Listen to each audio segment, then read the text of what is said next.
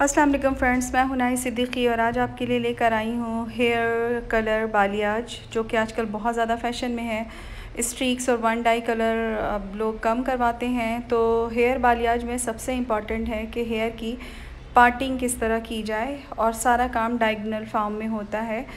तो यहाँ पर आप जैसे देख रहे हैं कि क्राउन एरिया के बाल मैंने ईयर टू ईयर बाल पार्टिंग निकाली। अब ये बैक साइड पे कुछ मैं वी बना रही हूँ, यानी कि ईयर टू ईयर पार्टिंग वाले एरिया का जो ब्रॉड वी एरिया और बॉटम वी एरिया जो होता है वो आपके नैप लाइन एरिया पे जो है ये आपने वी बना लिया, ठीक है।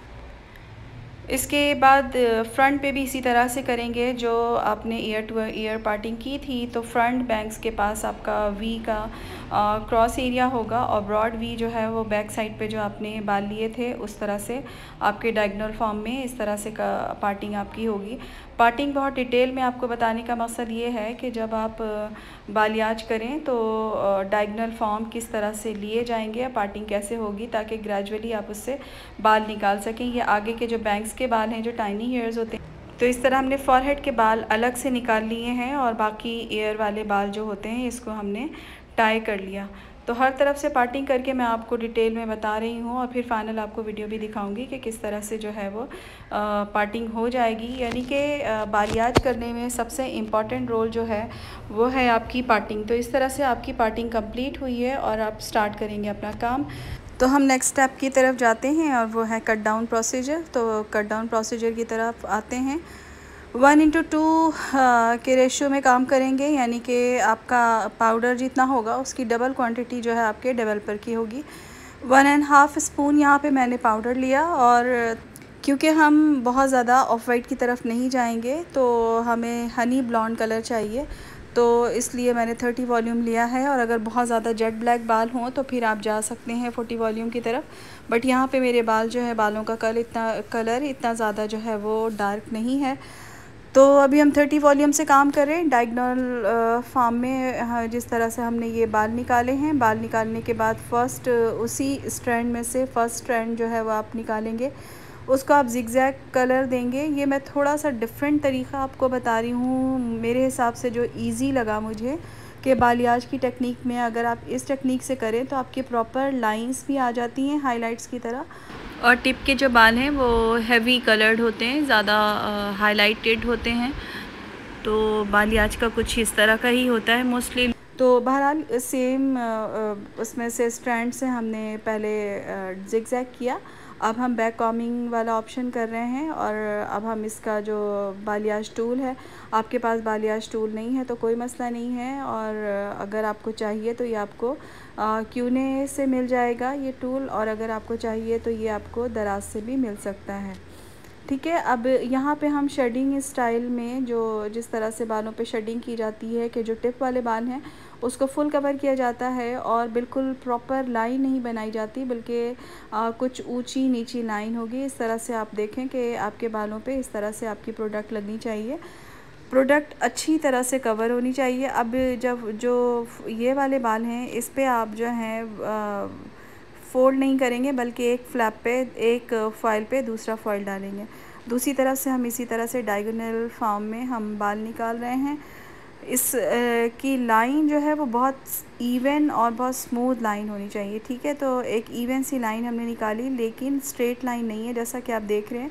नैप से लेकर ईयर तक के जो बाल हैं वहाँ तक हम जाते हैं। पहले हमने इनको जिगजैग लिया, बिल्कुल रैंडम सा जिगजैग, उसी स्ट्रैंड से हमने बाल निकाले, इसको फुल हमने कट डाउन लगाया, और जो नीचे के बाल होंगे उस पर हम क्या करेंगे, बैक कॉम करेंगे, और बैक कॉम करने के बाद पेंटिंग स्टाइल में हम ब्लेंडिंग करेंगे बालों पे। ये हमने पूरी स्ट्रैंड पे यहाँ पे हम कट डाउन लगा रहे हैं, ठीक है। ये कट डाउन है, ये हेयर कलर नहीं है।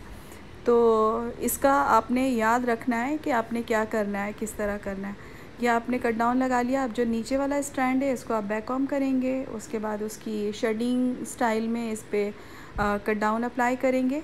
और जैसे कि बालियाज में होता है कि टिप वाले बाल जो हैं वो ज़्यादा हैवी होते हैं, हैवी कलर्ड होते हैं, और ऊपर से लाइनें जो हैं वो हल्की हल्की आ रही होती हैं। तो इस तरह की ये टेक्निक होती है। आजकल ये फ़ैशन में सबसे ज़्यादा है बालियाज, जिसके मुंह से सुनो बालियाज।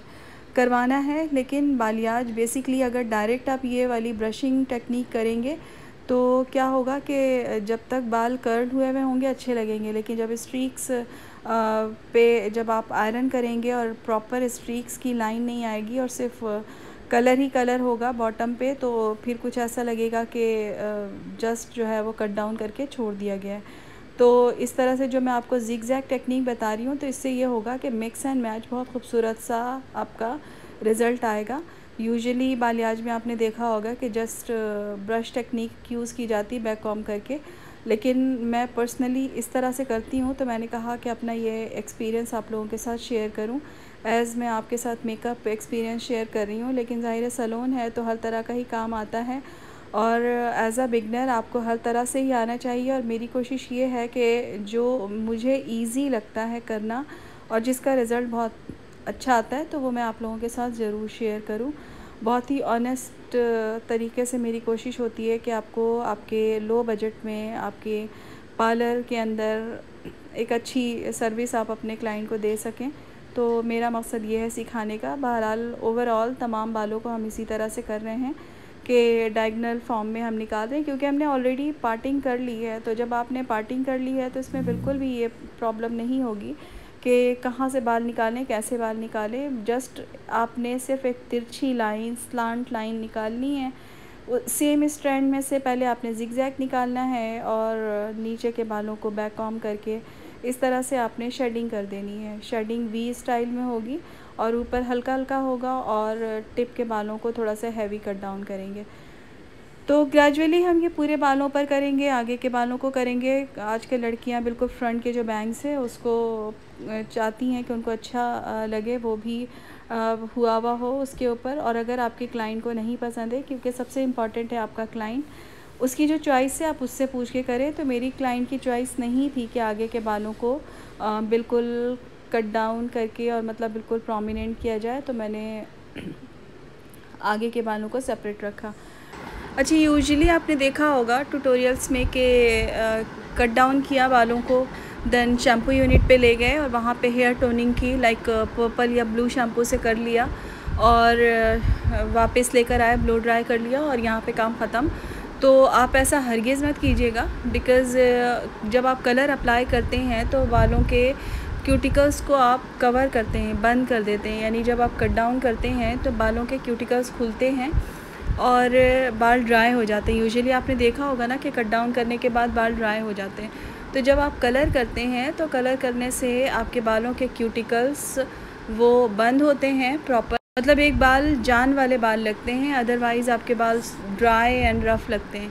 तो कभी आप इससे इंस्पायर होके, क्योंकि ट्यूटोरियल्स में होता है अक्सर कि बस डायरेक्ट गए और ब्लू वॉश कर दिया या पर्पल शैम्पू से शैम्पू कर दिया। तो टोनिंग सिर्फ नहीं करनी है, बल्कि आपने ये काम भी करना है, कलर ज़रूर लगाना है। तो ठीक है, अभी ये पूरा हमारा प्रोसेस चल रहा है। ये घंटों का काम होता है, 3-3 घंटे का काम होता है, लेकिन आपके लिए थोड़ा फास्ट करना था और मैंने एक एक स्ट्रैंड को कोशिश की है कि हर स्ट्रैंड की वीडियो आपके लिए करूं, ताकि आपकी कहीं से भी कोई कसर ना रह जाए। अच्छा, यहाँ पे मैं आपको वंस अगेन बता दूं कि जो रेशो रखा था वो क्या रेशो था, क्योंकि अगर आपने कोई स्किप कर दिया हो तो फिर गलती हो जाएगी। तो हमने लिया था 1.5 स्कूप जो है वो पाउडर, और 3 स्कूप हमने लिया था 30 वॉल्यूम।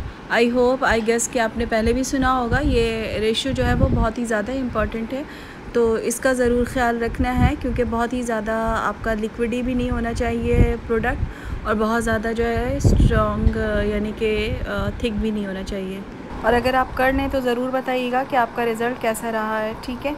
तो मैं आप लोगों के कमेंट्स के लिए इंतज़ार करूँगी, और बल्कि यहाँ पे मैं स्पेशली उन लोगों का जो 99% लोग हैं जो मुझसे इतने सारे प्यार भरे कमेंट्स कर रहे हैं, दुआएं दे रहे हैं, और लिटरली अभी इस टाइम दुआएं बहुत इम्पॉर्टेंट हैं, बहुत ही प्रेशियस हैं, क्योंकि लोगों को आदत होती है यूजुअली कि लेग पुलिंग की जाए और हर किसी की सक्सेस को रोका जाए। तो आप सब इतनी सारी मुझे दुआएं दे रहे हैं, उसके लिए बहुत बहुत बहुत ज़्यादा शुक्रिया नहीं कहूँगी, बल्कि मैं कहूँगी कि अल्लाह ताला आप सब के हक़ में वो सारी दुआएं जो आप मेरे लिए करते हैं, अल्लाह ताला वो भी कबूल करे और मेरे लिए भी आपकी की गई दुआएं जो है वो कबूल कर लें। अच्छा, यहाँ पे मैं आपको एक और चीज़ बता दूँ कि क्योंकि आपको पता है इतनी ज़्यादा इन्फ्लेशन है, तो कोई मसला नहीं है कि अगर आपने एक दफ़ा फ़ॉइल यूज़ कर लिया है और अगर वो रीयूज़ेबल है, लाइक एक दफ़ा यूज़ करने के बाद फ़ॉइल ऐसा होता है कि आप उसको सेकंड टाइम यूज़ कर सकते हैं। तो क्योंकि आप क्लाइंट का भी बजट इतना नहीं होता कि वो आपको सही तरीके से पे कर सके, तो एटलीस्ट जहाँ पे आप अपनी बचत कर सकते हैं आप उसको रीयूज़ कर सकते हैं, आप किया करें। क्योंकि पूरी दुनिया में रिसाइकलिंग हो रही है, हम अपना कचरा फेंक देते हैं, वो कचरा जला के सामान बनाते हैं, प्रोडक्ट बनाते हैं, तो व्हाई नॉट अस, हमें भी तो करना चाहिए। तो जनाब हमारा ये प्रोसीजर चल रहा है और मुझे पता है कि 17 मिनट की वीडियो आप 3 मिनट देखेंगे, बट कोई बात नहीं है, मेरी कोशिश ये है कि मैं आपको पूरा सिखाऊं, प्रॉपर सिखाऊं। तो ये हमारा कट डाउन का ही प्रोसीजर चल रहा है। शायद कोई फ़ॉइल देखकर आपको अंदाज़ा हो कि इस तरह करेंगे, कुछ मिसिंग हो तो आपको हर स्टेप जो है इस वजह से मैं डिटेल में बता रही हूँ, ताकि कोई चीज़ भी आपकी जो है वो रह ना जाए। फ़ॉइल आप देख रहे हैं कि कितनी ज़्यादा फ़ॉइल का इस्तेमाल हो रहा होता है बालियाज में। सबसे ज़्यादा जो है वो प्रोडक्ट जो हेयर के काम में लगती है वो है बालियाज। यहाँ पे हम कर रहे हैं बैंक्स वाली जगह पे, और बैंक्स के तरीके से ही मैंने यहाँ पे फ़ॉइल में लिया है कि मैं इसी तरह से बैंक्स की तरह ले रही हूँ और फ्रंट की लाइनों को कर रही हूँ पूरी हाइलाइट्स की तरह, और फिर बैक कॉमिंग करके उसके दूसरे स्ट्रैंड्स को कंप्लीट कर रही हूँ। तो बहरहाल हमारा ये यहाँ पे डन होता है। जब तक हम फ्रंट के बाल करते हैं, पीछे वाले बाल हमारे इतनी देर में डन हो चुके होते हैं। ये देखें, हमें 8 लेवल के बाल चाहिए थे, तो हमारे बाल यहाँ पे डन हो गए। पूरा कट डाउन प्रॉपर हो चुका है, और जब तक हम इनको इमल्सिफाई करेंगे, जब तक आगे वाले हमारे बाल जो हैं वो हो जाएंगे। यानी कि इसमें इतना ही टाइम लगता है कि आप जैसे जैसे आगे बढ़ते हैं तो पीछे के बाल होते जाते हैं। अब हमने बालों को सिर्फ पानी से वॉश किया था शैम्पू यूनिट पे ले जाकर, और बहुत ही जेंटली हमने बालों को सुलझाया है।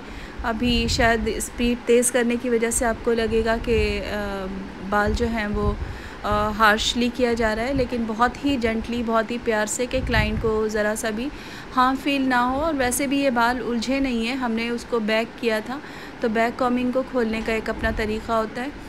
यहाँ पे अब ब्लो ड्राई करके हम अपने बालों को ड्राई कर रहे हैं। हम तकरीबन 90% अपने बाल ड्राई करेंगे। अब यहाँ पे लिया है मैंने 6NW000। 000 जो होता है वो इन्हेंसर होता है, किसी भी प्रोडक्ट में इन्हेंसर होता है, और हमारे बालों का टेक्सचर ब्लैक कलर होता है, तो इन्हेंसर डालना बहुत ही इम्पॉर्टेंट होता है। क्योंकि अगर आप ब्लैक बालों पे कलर डालेंगी, 6NW अगर आप देखें इसका इजी कलर में तो डार्क शेड है, तो उसके लिए आप 6NW डाल के उसको इन्हेंस कर लेंगी। या यूँ समझे कि किसी भी डार्क कलर में आप वाइट कलर डालेंगी तो वो इन्हेंस हो जाएगा। तो मैंने 6NW 1/4 डाला है और 3/4 जो है वो इन्हेंसर डाला है। अब हम यहाँ पे 20 वॉल्यूम डाल रहे हैं, जितना हमारा कलर है। कलर सपोज़ मैंने यहाँ पे 60 ml लिया है, तो 120 ml मैंने डबल पर लिया है 20 वॉल्यूम। बालों की पार्टिंग की जा रही है, ईयर टू ईयर पहले हम पार्टिंग करेंगे, उसके बाद हम बैक साइड से कलर लगाना स्टार्ट करेंगे। इस तरह से हमने पार्टिंग कर लिया, और पार्टिंग करने के बाद 1/2 इंच बालों को रूट से छोड़ के पूरे बालों में हम ये कलर अप्लाई करेंगे।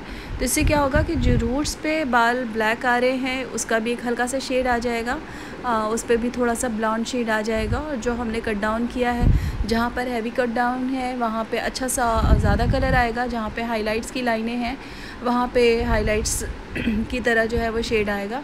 तो बहरहाल कभी कभी मैं कहती हूँ कि मेरी वीडियो में मुझे भी डाल दिया करो, मैं नज़र आऊँ। वैसे मैं बहुत ज़्यादा कैमरे के सामने आना पसंद नहीं करती, लेकिन कभी कभार मेरा दिल चाहता है कि कभी मैं भी आऊँ, आप लोगों से एक छोटी सी मुलाकात कर सकूँ। तो यहाँ पे जनाब हम बालों को कर रहे हैं वॉश। हमने 45 मिनट कलर लगाने के बाद 45 मिनट स्टे किया है, फ़ौरन नहीं लेकर आए हैं, बल्कि 45 मिनट, आधा घंटा, जितना भी आपका डिज़ायर्ड कलर जितनी देर में आ जाता है। मेरी क्लाइंट के बाल जो थे वो बारीक थे, तो आधे घंटे में कलर आ गया था जो मुझे कलर चाहिए था। और क्योंकि कलर बनाया ही वो कलर है जो कि मुझे चाहिए, तो इसलिए इसमें भी कोई प्रॉब्लम नहीं है कि जो आपकी चॉइस होगी कलर की कि ये कलर चाहिए तो ऑलमोस्ट वो हो जाता है। यानी कि आधे घंटे में वो आ जाता है। यहाँ पे हल्का सा ब्लू शैम्पू हम अप्लाई कर रहे हैं, जो कि इसके अंदर सिल्वर शैम्पू के नाम से है, इजी कलर में। ये आपने अप्लाई किया पूरे बालों पे, हल्का हल्का सा इमल्सिफाई किया ताकि जो रूट्स पे रेडनेस आ जाती है वो रेडनेस निकल जाए। ये हमने बालों को थोड़ी देर, फिर उसके बाद हमने मास्क लगाया, इजी कलर का ही मास्क लगाया। अब हमने फ्रंट के बालों को थोड़ा सा क्यूने का कलर किया है, जो कि पिंक कलर का है, और वो कलर कैमेलियन कलर कहलाता है। और वो पिंक कलर में सिर्फ फ्रंट के बालों को जस्ट एक समझे कि आपके लिए प्रेजेंटेशन बनाने के लिए वो पिंक कलर मैंने अप्लाई किया था। तो फाइनल लुक बहुत ही मज़ेदार सा था, मेरी क्लाइंट को काफ़ी पसंद आया। आई होप कि आपको भी अच्छा लगेगा, और जब आप करेंगी तो आपको करके बड़ा मज़ा आएगा, क्योंकि हेयर का कलर और मेकअप ये दो वो चीज़ है कि एक आर्ट वर्क है, और जब इस आर्ट को करके आपके क्लाइंट जब आपसे सेटिस्फाई होके खुश होके जाते हैं तो आपको बहुत मज़ा आता है, यानी कि आपकी मेहनत वसूल हो जाती है जब आपका क्लाइंट जो है वो सेटिस्फाई हो जाता है। तो बहरहाल आपको कैसा लग रहा है फ़ाइनल लुक देख के मुझे कमेंट ज़रूर कीजिएगा कि आपको कैसा लगा। आपको पसंद आए तो थम्स अप का बटन प्रेस कीजिएगा, और अगर आप कमेंट करना भूल जाएं तो कोई मसला नहीं है, जस्ट एक लाइक का बटन प्रेस कर दीजिएगा। मुझे आप लोगों के कमेंट, आपके लाइक का इंतज़ार होगा। अगर काम पसंद आए तो अपने दोस्तों के साथ शेयर कीजिएगा, और आप किस सिटी से मुझे देख रहे हैं मुझे ज़रूर बताइएगा। अपनी दुआओं में, अपनी मोहब्बतों में मुझे याद रखिएगा, मेरी पूरी टीम को याद रखिएगा, मेरी फ़ैमिली को, पूरे पाकिस्तान को याद रखिएगा। अल्लाह ताला सबको अपने हिफ्ज़ अमान में रखे। तमाम इंसानों को, मेरे चैनल को आउट ऑफ पाकिस्तान भी देख रहे हैं जो लोग, तो मेरा बहुत सारा प्यार उन सब के लिए जो मेरे चैनल को, मेरे काम को, मेरी कोशिश को देख रहे हैं। Thank you so much, love you all, अल्लाह हाफ़िज़।